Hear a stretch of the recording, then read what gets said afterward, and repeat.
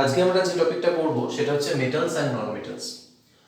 এটা হচ্ছে class 8 CBSE বোর্ডের টপিক। প্রথমেই আমাদের এই টপিকগুলো লেখা আছে, এই চ্যাপ্টারের মধ্যে আমরা এই টপিকগুলো কভার করব। ফার্স্টে আমাদের জানতে হবে যে মেটাল অ্যান্ড নন মেটাল, তো এই বস্তুগুলো আসছে কোথা থেকে, ঠিক আছে? তাহলে ফার্স্ট যে টপিকটা আসছে সেটা হচ্ছে মিনারেলস। মিনারেলস কাকে বলবো না, ন্যাচারালি অকারিং কিছু সাবস্টেন্স থাকে যেগুলো মাটির নিচে বা খনির মধ্যে থাকে, মানে বাংলা কথাটা বলছি তোমরা হয়তো শুনে থাকবে খনি, ঠিক আছে? তার মধ্যে অনেক রকম সাবস্টেন্স মিলিয়ে মিশিয়ে থাকে, যেখান থেকে আমরা কোনো একটা পার্টিকুলার সাবস্টেন্স পিওর ভাবে এক্সট্রাক্ট করি, ঠিক আছে? তাহলে এই যে মিলিয়ে মিশে থাকে যে বিভিন্ন সাবস্টেন্স একসাথে যে রয়েছে মাটির নিচে, এই জিনিসটাকে বলা হচ্ছে মিনারেলস। এইবার ওর কাকে বলবো না, যে মিনারেল থেকে প্রফিটেবলি, এই কথাটা কিন্তু বারবার বলতে মানে মাথায় রাখতে হবে, যে মিনারেল থেকে প্রফিটেবলি একটা মেটাল বলো বা নন মেটাল বলো, যাই হোক যে কোনো সাবস্টেন্স যদি প্রফিটেবলি এক্সট্রাক্ট করা যায় তাহলে তাকে বলবো, সেই মিনারেলটাকে বলবো ওর। মানে ধরো একটা জায়গায় অনেক কিছু রয়েছে, সেখান থেকে একটা মেটালকে আমি এক্সট্রাক্ট করছি, ধরো গোল্ড এক্সট্রাক্ট করছি, তার সাথে আরো অনেক কিছু মিশে আছে। এবার আমি দেখছি আমার যে টোটাল এক্সট্রাকশন প্রসেস, তাতে আমার গোল্ডটা এক্সট্রাক্ট করে প্রফিট হচ্ছে। তার মানে কি, তার মানে সেই মিনারেলটাকে বলবো ওর। এবার ধরো একটা মিনারেল খুঁড়লাম, বহুত বড় একটা জায়গায় অনেক মিনারেল খুঁড়লাম, খুঁড়ে মাত্র 500 গ্রাম সোনা পেলাম, তাহলে আমার কোনো প্রফিট হলো? হলো না। তাহলে সেটাকে মিনারেল বলা চলবে, কিন্তু ওর বলা চলবে না। তাহলে আশা করি মিনারেল আর ওরের ডেফিনিশন গুলো ক্লিয়ার হলো। এইবার আসছি মেটাল আর নন মেটাল। এবার দেখো মেটাল আর নন মেটাল, নন মেটালটা আমরা পরে আসবো, আগে ফার্স্টে আমরা বলবো মেটাল, তার কিছু প্রপার্টিজ।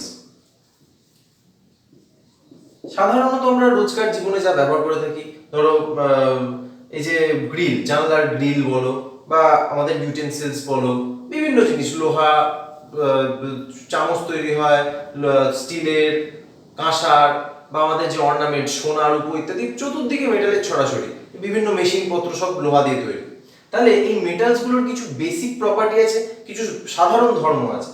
সে বেসিক প্রপার্টিজ গুলো কি কি না, এক হচ্ছে জেনারেলি যে কোনো মেটাল হয় খুব হার্ড, ঠিক? মেটালস আর হার্ড। এবার কথা হচ্ছে কি এক্সেপশন নেই, মানে সব মেটাল কি খুবই হার্ড? না, এক্সেপশন আছে। কি এক্সেপশন? এক্সেপশন গুলো দেখো, আমি লাল কালিতে লিখছি। ধরো সোডিয়াম, এটা সোডিয়ামের চিহ্ন, হ্যাঁ। মেটালিক সোডিয়াম খুব নরম হয়, মানে ছুরি দিয়ে কাটা যাবে এরকম, বোঝা গেল?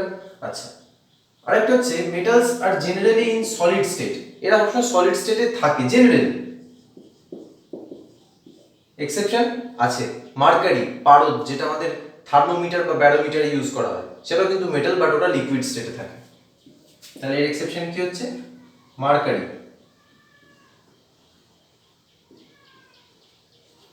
মার্কারির চিহ্ন হচ্ছে Hg, ঠিক আছে? তাহলে কি পাওয়া গেল? হার্ড হলো, সলিড হলো, high boiling and melting point.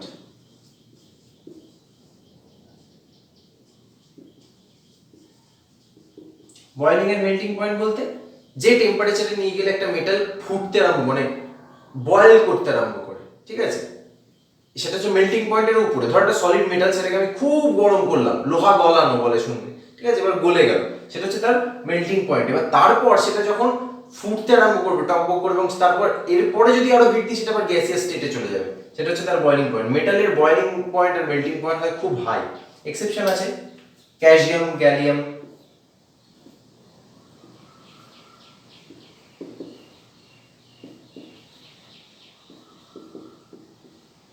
এগুলো হচ্ছে এক্সেপশন, ঠিক আছে? আচ্ছা, এবার আর কিছু প্রপার্টিসে আসি। সেটা হচ্ছে এই তিনটে, এইবার যে প্রপার্টিগুলো লেখা হবে, এই তিনটে কথা কিন্তু খুব ইম্পর্টেন্ট, ঠিক আছে? এগুলো একটু মনে রাখবে। কি কি কথা? 4 নম্বর, ডাকটাইল, মেলিয়েবল, সোনোরাস,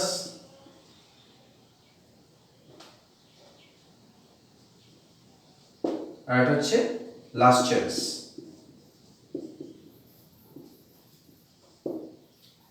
দেখো, ডাকটাইল মানে ডাকটাইল মানে হচ্ছে ধরো তোমাকে একটা এরকম একটা লোহার রড দেওয়া হলো, তুমি সেটাকে দুদিকে টানলে, টেনে সেটাকে অনেক টেনে সরু তারে পরিণত করে দিলে। এই যে প্রপার্টিটা, এই যে ধর্ম, ধরো একটা তুমি নন মেটালকে যদি তুমি টানতে কেউ ভেঙে দেবে, তাহলে এই যে মেটালের যে প্রপার্টি, মানে যেটাতে একটা মেটালকে একটা তারে কনভার্ট করা যায়, তাকে বলা হচ্ছে ডাকটিলিটি প্রপার্টি, আর তাই জন্য মেটালকে বলা হয় ডাকটাইল। মেলিয়েবল মানে কি, ধরো তোমাকে একটা লোহার পাত দিল, সেটার উপর তুমি হ্যামারিং করলে, বারবার হ্যামারিং করে করে করে করে সেটাকে, মানে একটা লোহার ব্লক দিল, সেটাকে তুমি একটা পাতে কনভার্ট করলে হ্যামার করে করে, জোর ঠুকে ঠুকে ঠুকে ঠুকে, দেখবে কুমোররা এভাবে পাত তৈরি করে, একটা লোহার ব্লককে ঠুকে ঠুকে ঠুকে ঠুকে পাত তৈরি করে। তাহলে এই যে প্রপার্টিটা হচ্ছে মেলিয়েবল। সোনোরাস মানে একটা গ্লাস নাও, মানে কাঁচের গ্লাস বলিনি, কোনো স্টিলের গ্লাস বা কাঁচের গ্লাস নাও, একটা চামচে করে আবার ঠুকে দেখো, এই যে এটা কাঠ, ঠুকলাম, কোনো আওয়াজ হলো? কোনো আওয়াজ হলো না, মানে আওয়াজ হলো কিন্তু ভাইব্রেশনটা রইল না, বা আওয়াজটা দীর্ঘস্থায়ী হলো না, অনেকক্ষণ থাকলো না, অল্প সময়ের জন্য রইল। কিন্তু এটা মেটালে করে দেখো, দেখবে টাং করে একটা ইকো হবে, অনেকক্ষণ ধরে আওয়াজটা থাকবে, ভাইব্রেশনসটা থাকবে। এই প্রপার্টিটা হচ্ছে সোনোরাস। আর লাস্টারাস মানে দে আর শাইনি, মেটালস আর শাইনি, চকচক করে। তাহলে এইগুলো হচ্ছে, এই সাতটা হচ্ছে আমাদের মেটালসের প্রপার্টি। নন মেটালসের প্রপার্টি কি হবে? ঠিক উল্টোগুলো। They are generally soft, they are either found in solid or liquid or gaseous state. ঠিক আছে, গ্যাসিয়াস স্টেটে কি আছে? অক্সিজেন, কার্বন ডাই অক্সাইড, বোঝা গেল? আচ্ছা, they are not ductile, they are not malleable, they are not sonorous, they are not lustrous. মিটে গেল। ও আরেকটা ইম্পর্টেন্ট পয়েন্ট, সেটা হচ্ছে মেটালস আর good conductor of heat and electricity.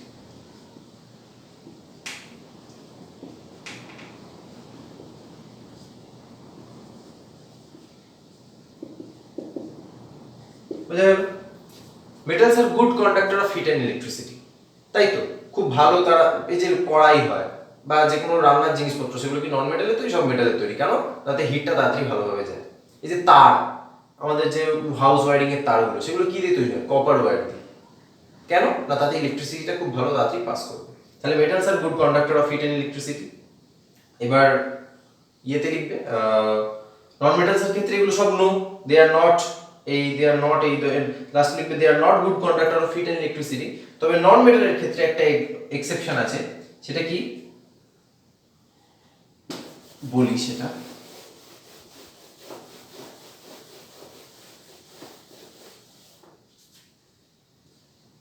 Graphite is a non metal. Graphite carbon দিয়ে তৈরি, হ্যাঁ, but good conductor of electricity.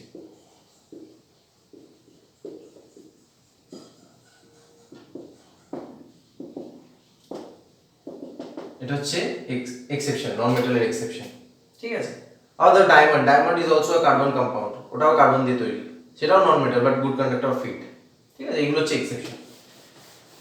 এগুলো হচ্ছে, দেখো যে প্রপার্টিগুলো নিয়ে আমরা আলোচনা করলাম, এগুলো হচ্ছে physical properties of metal and non metal.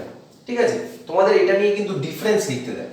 ঠিক আছে, যে মেটাল আর নন মেটালের ডিফারেন্স লেখো, তো তখন তোমাদের এই ফিজিক্যাল প্রপার্টিজ গুলোর উপর বলতে হবে।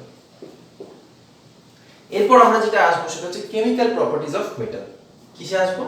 না, chemical properties of metal.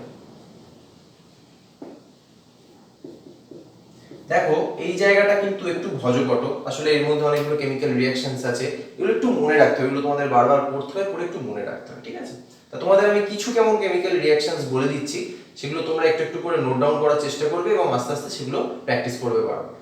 Chemical properties of metal. আচ্ছা, আমি যে নোটসগুলো তোমাদেরকে প্রোভাইড করছি সেগুলো তোমরা চেষ্টা করবে ভিডিও পজ করে করে মাঝে মধ্যে তোমাদের খাতায় কপি করে নেওয়া। ওকে, তাহলে ফার্স্টেই যেটা আছে সেটা হচ্ছে মেটালের সাথে অক্সিজেনের রিঅ্যাকশন হলে কি হয়। ফার্স্ট তোমাদের আছে reaction of metal with oxygen. দেখো জেনারেলি মেটাল অক্সিজেনের সাথে রিঅ্যাক্ট করে তৈরি করে অক্সাইডস, মেটালিক অক্সাইডস, যেগুলো বেসিক ইন নেচার। যখন জলে দ্রবীভূত করা হয় সেগুলো বেস তৈরি করে। ঠিক আছে, কিরকম এক্সাম্পল দিই, তোমাদের কটা কেমিক্যাল রিঅ্যাকশনস লিখেই ঠিক আছে। ধরো ফার্স্টে একটা খুব কমন এক্সাম্পল হচ্ছে lasting of iron. Lasting of iron বলতে কি বোঝা যায় না, লোহার মরচে পড়া। দেখেছো নিশ্চয়ই, একটা লোহা অনেকদিন ধরে ফেলে রাখলে তার উপর একটা কোট তৈরি হয়ে যায়, ব্রাউনিশ কোট তৈরি হয়ে যায়। তাহলে কি হয় আসলে, তাতে যেটা হয় সেটা হচ্ছে আয়রন প্লাস অক্সিজেন প্লাস এই যে জলটা, এটা যে মানে বাতাসে যে দ্রবীভূত আর্দ্রতা আছে, হিউমিডিটি আছে, সেখান থেকে জলটা নেয়, এখান থেকে কি তৈরি করে, রাস্ট। ঠিক আছে, তাহলে এবার এগুলোর আয়রনের ইয়ে কি, কেমিক্যাল সিম্বল কি, Fe। Fe, আচ্ছা তোমাদের কিন্তু ইকুয়েশন ব্যালেন্সিং নেই, হ্যাঁ কেমিক্যাল ইকুয়েশন ব্যালেন্সিং তোমাদের নেই, সুতরাং তোমরা অ্যারো দিয়েই লিখবে সবসময়, FeO2 H2O।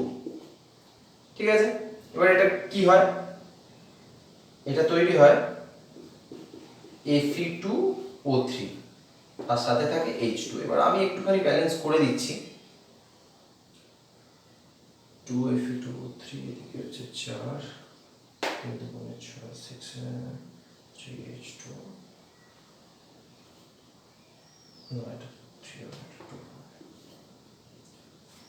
তাহলে এটা হচ্ছে তোমাদের রাস্টিং অফ আয়রন। ঠিক আছে, এই ইকুয়েশনটা স্পেশালি খুব পড়ে, what do mean by rusting of iron, show with chemical reaction, এইটা খুব বারবার পড়ে। তো তোমাদেরকে এটাই লিখতে হবে, when an iron is kept for long in open air it reacts with oxygen and humidity of air to form a brownish coat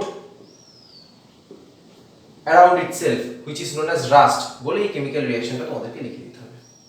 এছাড়াও আরো কিছু পপুলার রিঅ্যাকশনস আছে যেগুলো তোমাদেরকে আমি বলছি, সেগুলো তোমরা একটুখানি রিঅ্যাকশনস গুলো লিখে নাও। এই কেমিক্যাল রিঅ্যাকশন গুলো কিন্তু তোমরা সবাই চেষ্টা করবে খাতায় নোট ডাউন করে নেওয়ার, না হলে কিন্তু তোমরা ভুলে যাবে, এগুলো বারবার লিখে লিখে প্র্যাকটিস করতে হবে। 2 নম্বর হচ্ছে কপারের ক্ষেত্রে কি হয়,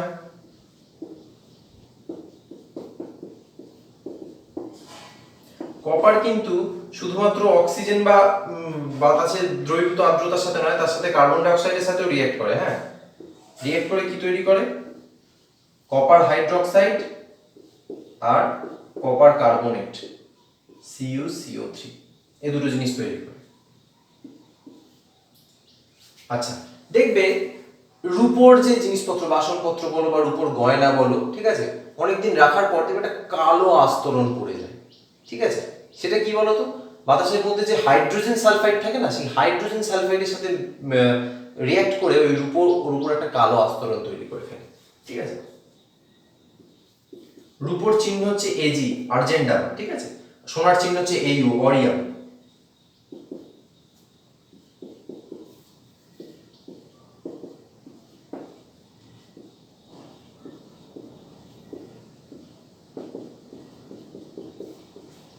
এটা হচ্ছে ব্ল্যাক ইন কালার।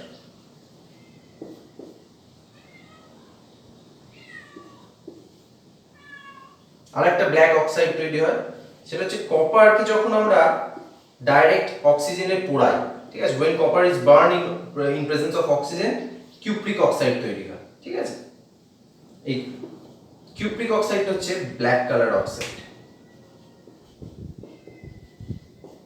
মোটামুটি এই চারটে তোমাদের সিলেবাসে খুব বেশি পড়ে, তো এই চারটে কেমিক্যাল রিঅ্যাকশনস লিখে রাখো। Metal with oxygen, reaction of metal with oxygen. ঠিক আছে, তাহলে যদি জেনারেলি তোমাদেরকে এরকম কোনো শর্ট কোশ্চেন দেয়, ধরো লিখে দিল মেটাল প্লাস অক্সিজেন, তাহলে তোমরা এখানে কি লিখবে, অ্যাসিডিক মেটালিক অক্সাইড, এই সরি অ্যাসিডিক নয়, সরি বেসিক, নন মেটালস অ্যাসিডিক হয়, বেসিক মেটালিক অক্সাইড। বুঝা গেল, বেসিক কেন না, এই মেটালিক অক্সাইডগুলোকে যদি আমরা জলে দ্রবীভূত করি, মানে ডিসলভ করি ওয়াটারে, তাহলে বেস তৈরি করবে। বুঝা গেল, তাহলে এইটা হচ্ছে তোমাদের একটা শর্ট কোশ্চেন অনেক সময় পড়ে থাকে, fill in the blanks, metal plus oxygen equals to basic metallic oxide, এটা তোমাদের লিখতে হবে। বা এরকম ধরে দিয়ে দিল যে একটা মেটাল আর একটা অক্সিজেনকে দিয়ে দিল, বলে একটা বস্তু তৈরি হলো, বস্তুটা মানে একটা সাবস্টেন্স তৈরি হলো, সাবস্টেন্সটার নাম দিয়ে দিল এ, বললো what is the nature of a, তখন তোমাকে লিখতে হবে বেসিক। কারণ হচ্ছে এটা মেটালিক অক্সাইড। বুঝা গেল? আচ্ছা, নেক্সট আমরা যেটা আসবো সেটা হচ্ছে reaction of metals with water. তোমরা কিন্তু ভিডিওটা সময় সময় পজ করে এই রিঅ্যাকশনস গুলো একটুখানি নোট ডাউন করে নেবে। এরপর আমরা আসবো reaction of metal with water. দেখো জেনারেলি যেটা হয় সেটা হচ্ছে মেটাল জলের সাথে রিঅ্যাকশন করে হাইড্রোজেন গ্যাস উৎপন্ন করে, দে produces H2 gas reacting with water. এবার কি কি উদাহরণ দেওয়া যেতে পারে, ঠিক আছে?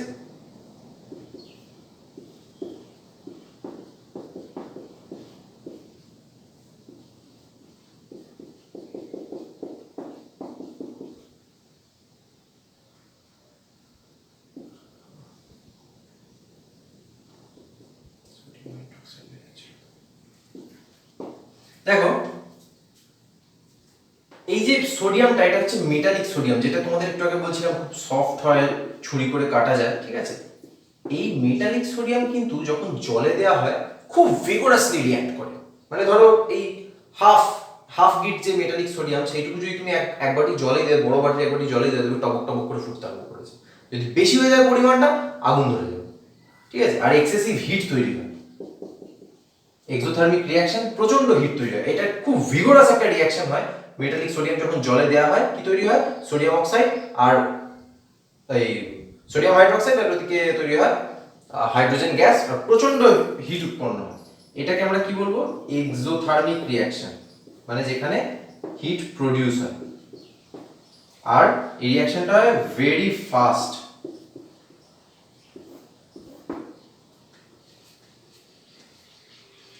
বোঝা গেল? আচ্ছা, এরকম আরো কিছু তোমাদের রিঅ্যাকশন উইথ ওয়াটার আমি দেখিয়ে দিচ্ছি, তোমরা একটুখানি এটা নোট ডাউন করবে। এটা কিন্তু ভেরি ভেরি ইম্পর্টেন্ট। এই রিঅ্যাকশনটা কিন্তু খুব খুব ইম্পর্টেন্ট, বারবার আছে।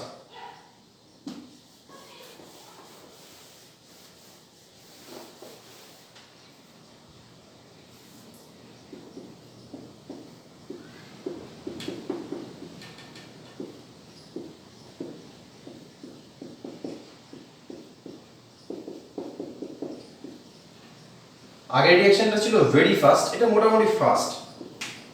আর এরপর একটা রিঅ্যাকশন দেব, সেটা লোহার সাথে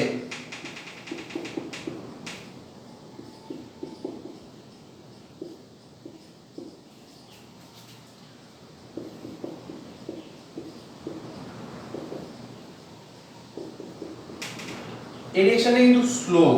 এটা যে খুব মানে রিগোরাস রিঅ্যাকশন হয় তা না, এটা কিন্তু খুব স্লো রিঅ্যাকশন। এটাকে বলা হয় আয়রন 2,3 অক্সাইড। এটা কেন এরকম নাম সেটা এখন বুঝতে পারবে না, যখন কমপ্লেক্স কম্পাউন্ড পড়বে তখন বুঝতে পারবে। আপাতত শুধু এই রিঅ্যাকশনগুলো তোমরা জেনে রাখো। তাহলে আমাদের reaction of metal with water হয়ে গেল। এরপর আমরা নেক্সট যে টপিকে আসবো সেটা হচ্ছে reaction of metal with acid.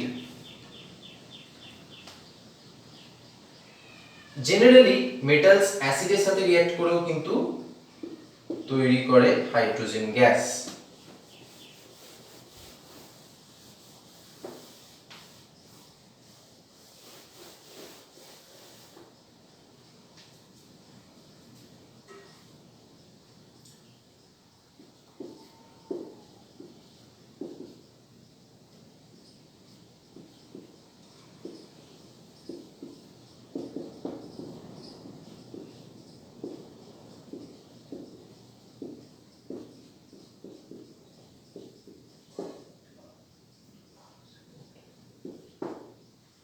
দেখো Mg মানে কি? ম্যাগনেসিয়াম। ম্যাগনেসিয়াম যখন হাইড্রোক্লোরিক অ্যাসিড আছে, এই DIL ডট মানে হচ্ছে ডাইলিউটেড, মানে পাতলা, কম ঘন, আর CONC ডট মানে হচ্ছে কনসেন্ট্রেটেড। এইসব টার্মগুলো তোমরা এখন থেকে শিখে নাও। যাই হোক, তো ম্যাগনেসিয়াম যখন ডাইলিউট হাইড্রোক্লোরিক অ্যাসিডের সাথে রিঅ্যাকশন করে তখন কি তৈরি হয়? ম্যাগনেসিয়াম ক্লোরাইড আর হাইড্রোজেন গ্যাস। এবার ধরো একটা টেস্ট টিউবে তোমার এই জিনিসটা তৈরি হলো, এগুলো হচ্ছে ম্যাগনেসিয়াম, আর এখানে হচ্ছে তোমার ধরো HCl আছে। এবার কি তৈরি হলো? ম্যাগনেসিয়াম ক্লোরাইডটা তৈরি হয়ে গেল। এবার এইখানেতে কি তৈরি হয় বলো তো? H2 gas. গ্যাস তো উপর দিকে উঠে যাবে। এই সময় যদি কোনো বার্নিং ম্যাচস্টিক তোমরা এখানে ধরো, ঠিক আছে, তাহলে একটা পপ সাউন্ড পাবে, এখানে একটা পপ সাউন্ড পাবে। Hydrogen gas always burns with making that sound. এটা হচ্ছে ইন্ডিকেশন। এগুলো আইডেন্টিফিকেশন টেস্ট পড়া একটু বড় ক্লাসে, ঠিক আছে, এটা মনে রাখবে, এটাও ইম্পর্টেন্ট। এই পপ সাউন্ডটা নিয়ে অনেক শর্ট কোশ্চেন আসে, যে if A plus B is mixed and fire is holding it,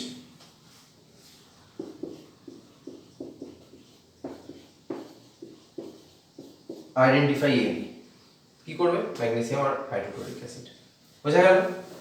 next একটা রিঅ্যাকশন লিখি।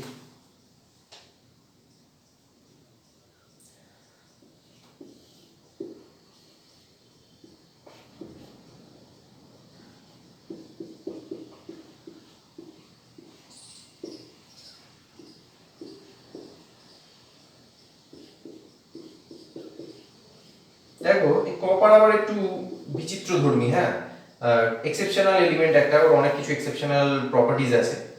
যাই হোক, তো কপার সালফিউরিক অ্যাসিডের সাথে যদিও বা রিঅ্যাকশন করে, হাইড্রোক্লোরিক অ্যাসিডের সাথে কিন্তু কপার কোনো রিঅ্যাকশন করে না।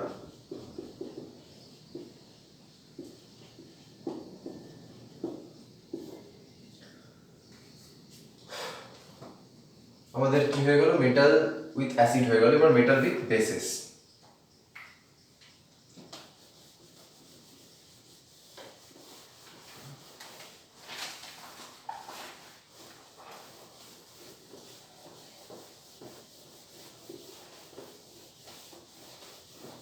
মেটাল উইথ বেসেস তোমাদের কম পড়ে, তাও একটা এক্সাম্পল তোমরা দেখে রাখো। মেটাল বেসের সাথেও কিন্তু H2 গ্যাস রিলিজ করে। একটা এক্সাম্পল হচ্ছে এরকম, জিঙ্ক প্লাস সোডিয়াম হাইড্রোক্সাইড,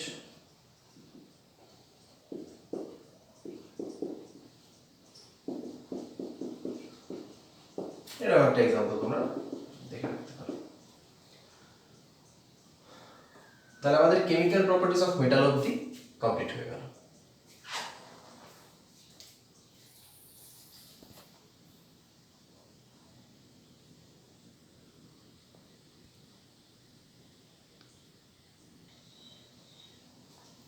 এবার আমরা যেটা দেখব সেটা হচ্ছে reaction of metals, reaction of non metals with oxygen. আমাদের কেমিক্যাল রিঅ্যাকশনস অফ মেটালস গুলো কমপ্লিট হয়ে গেল। এবার দেখো আমরা কি পড়েছিলাম, যে মেটাল প্লাস O2 কি তৈরি হয়? Basic metallic oxide. এখানে নন মেটাল প্লাস O2 মানে হবে ঠিক উল্টোটা। উল্টো বলতে নন মেটাল প্লাস O2 হবে বেসিকের জায়গা হয়ে যাবে অ্যাসিডিক, মেটালিকের জায়গা হয়ে যাবে নন মেটালিক অক্সাইড। বুঝা গেল? এবার তাহলে আমরা কেমিক্যাল রিঅ্যাকশনস গুলো দেখি কি কি হয়।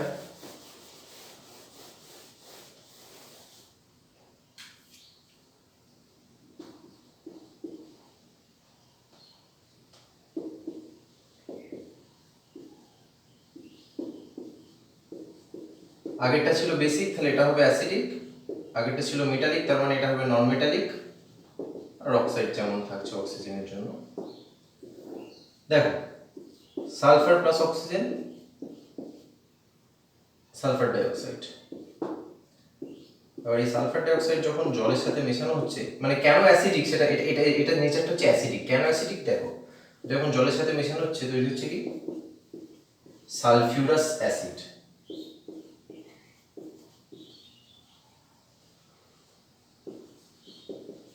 তাহলে বোঝা গেল কেন অ্যাসিডিক? না, এই যে অক্সাইডটা তৈরি হলো সালফার ডাইঅক্সাইড, এই সালফার ডাইঅক্সাইড যখন জলের সাথে মেশানো হচ্ছে তৈরি হচ্ছে সালফিউরাস অ্যাসিড। তাই জন্য আমরা এই অক্সাইডটাকে বলবো, নন মেটালিক অক্সাইডটাকে বলবো অ্যাসিডিক অক্সাইড। আচ্ছা, এরপর আমরা যে নেক্সট যেটা আসবো সেটা হচ্ছে reaction of non metal and water. দেখো জেনারেলি নন মেটাল কিন্তু জলের সাথে কোনো রকম রিঅ্যাকশন করে না, ঠিক আছে, সেটাই আমি লিখবো। নন মেটাল প্লাস ওয়াটার, H2 হচ্ছে জলের সংকেত, no reaction.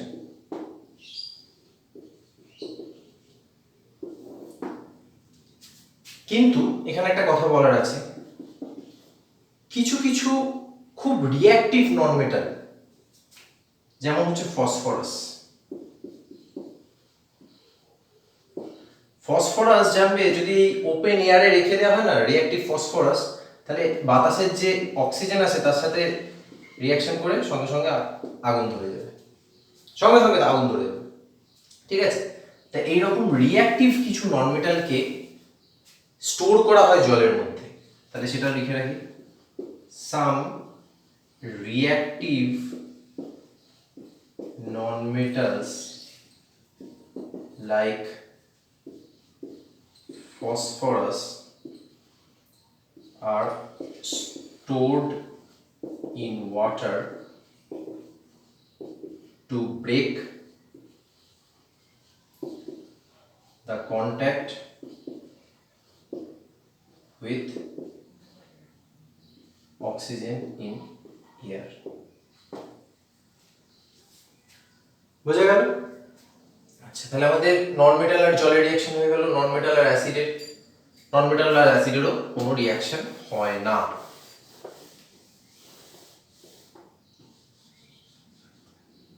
Non metal plus acid no reaction. তাহলে দেখো, non metal plus water no reaction, non metal plus acid no reaction. Non মেটালের সাথে বেসের যে রিঅ্যাকশনটা হয় তাতে তৈরি হয় সল্ট, কিন্তু রিঅ্যাকশনগুলো কিন্তু মানে খুব কমপ্লেক্স রিঅ্যাকশন। ঠিক আছে, নন মেটাল প্লাস বেস তাতে তৈরি হয় সল্ট, এগুলো কিন্তু হচ্ছে কমপ্লেক্স রিঅ্যাকশন।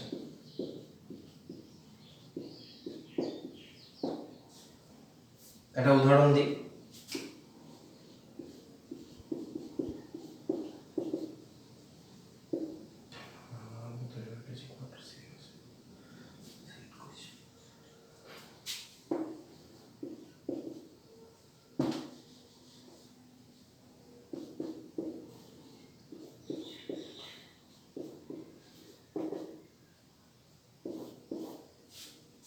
এটা কি বলতো, এটা হচ্ছে ব্লিচিং পাউডারের সংকেত। ঠিক আছে, CaOCl Cl। ঠিক আছে, তা এই ছিল তোমাদের reaction of non metals and bases. এই রিঅ্যাকশনটা ভালোভাবে মনে রাখবে। এই ব্লিচিং পাউডার অনেক সময় লিখে দেয়, write the chemical formula of bleaching powder, লিখে রাখবে।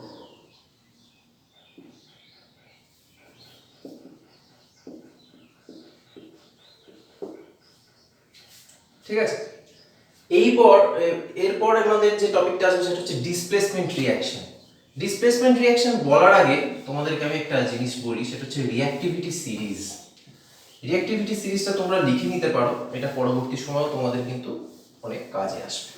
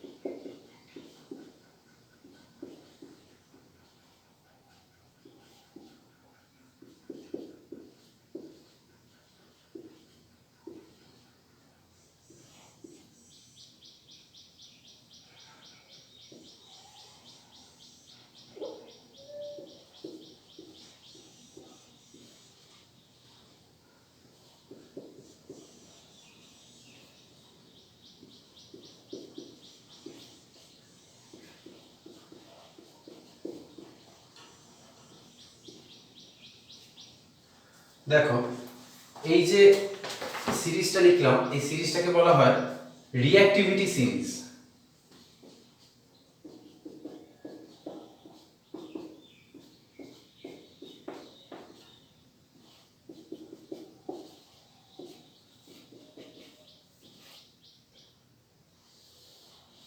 এটা হচ্ছে রিঅ্যাক্টিভিটি সিরিজ।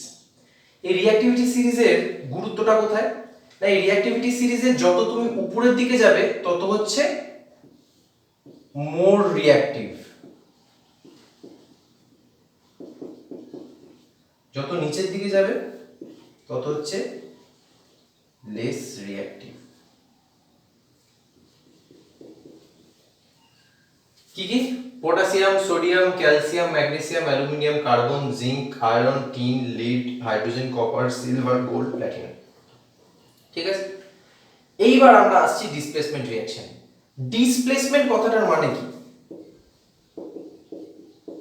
ডিসপ্লেসমেন্ট কথাটার মানে কি? মানে একজন অন্যজনকে সরিয়ে দেবে, ডিসপ্লেস করে দেবে। ঠিক আছে, ধরো একটা রিঅ্যাকশন বলছি,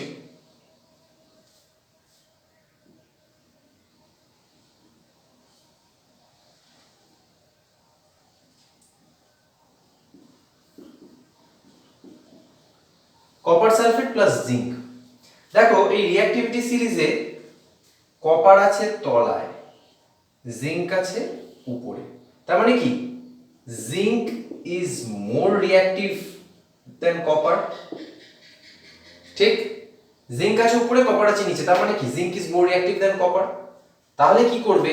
এই যে ধরো কপার সালফেটের সাথে যদি জিঙ্ক রাখা হয়, জিঙ্ক সঙ্গে সঙ্গে কপারকে বলবে তোর ক্ষমতা নেই, তুই সরে যা।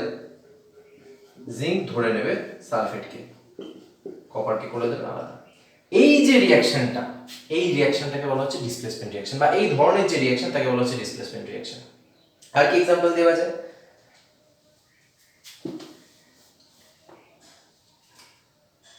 এটা একটা copper sulphate plus iron. Iron কোথায় আছে দেখো? আয়রন আয়রন আয়রন জিঙ্কের তলাতেই আছে। তাহলে এও কিন্তু কপারের থেকে বেশি রিঅ্যাক্টিভ। কি করবে? কপারকে সরিয়ে দেবে, ফেরাস সালফেট প্লাস কপার হয়ে যাবে। বুঝা গেল? এবার আরেকটা রিঅ্যাকশন দেখি।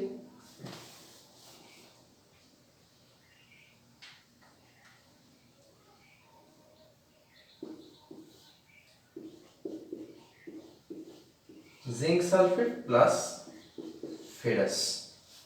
দেখো জিঙ্ক আছে উপরে, ফেরাস আছে নিচে, তার মানে কি? জিঙ্কের ক্ষমতা বেশি, ফেরাসের ক্ষমতা কম। এ কি ফেরাসকে আসতে দেবে? আসতে দেবে না। তাহলে নো রিঅ্যাকশন। তাহলে তোমাদেরকে এই রিঅ্যাক্টিভিটি সিরিজটা যদি মনে রাখো, তাহলেই তোমরা বুঝতে পারবে কখন ডিসপ্লেসমেন্ট রিঅ্যাকশন হবে আর কখন হবে না। বুঝা গেল? এই হচ্ছে তোমাদের ডিসপ্লেসমেন্ট রিঅ্যাকশন। আর আমাদের এই চ্যাপ্টারে যে লাস্ট দুটো টপিক আছে, এই দুটো টপিক আমি কিন্তু তোমাদের জন্য হোমওয়ার্ক দেবো। আচ্ছা, এই জিনিসটা তোমরা একটু লিখে নিও, ঠিক আছে? যা যা বলছি নোটস গুলো বা কেমিক্যাল ইকুয়েশনস গুলো তোমরা একটু লিখে নিও ভালোভাবে। আমি আপাতত মুছছি। লাস্ট যে টপিক রয়েছে চ্যাপ্টারে সেই হচ্ছে uses of metals and non metals. এইগুলো আমি তোমাদের জন্য ছেড়ে দিচ্ছি, খুবই সোজা। ঠিক আছে, তোমরা একটুখানি বই পড়ে এই ইউজেস গুলো দেখবে। পরবর্তী সময় আমরা যখন প্রশ্ন উত্তর আলোচনা করব, তখন তোমাদের কাছ থেকে এই প্রশ্নের উত্তরগুলো আমি এক্সপেক্ট করব। তাহলে তোমাদের জন্য হোমওয়ার্ক কি রইল? Uses of metals and non metals, এইটুকু হচ্ছে তোমাদের হোমওয়ার্ক। আর বাদ বাকি যে যে জিনিসগুলো আজকে আমি পড়ালাম, এই নোটসগুলো তোমরা একটুখানি খাতায় লিখে নেবে এবং এগুলো বারবার প্র্যাকটিস করবে, না হলে কিন্তু কেমিক্যাল ইকুয়েশনসগুলো মনে থাকবে না। ঠিক আছে, আর ফিজিক্যাল প্রপার্টিসগুলো তো বুঝতেই পেরেছো। Thank you.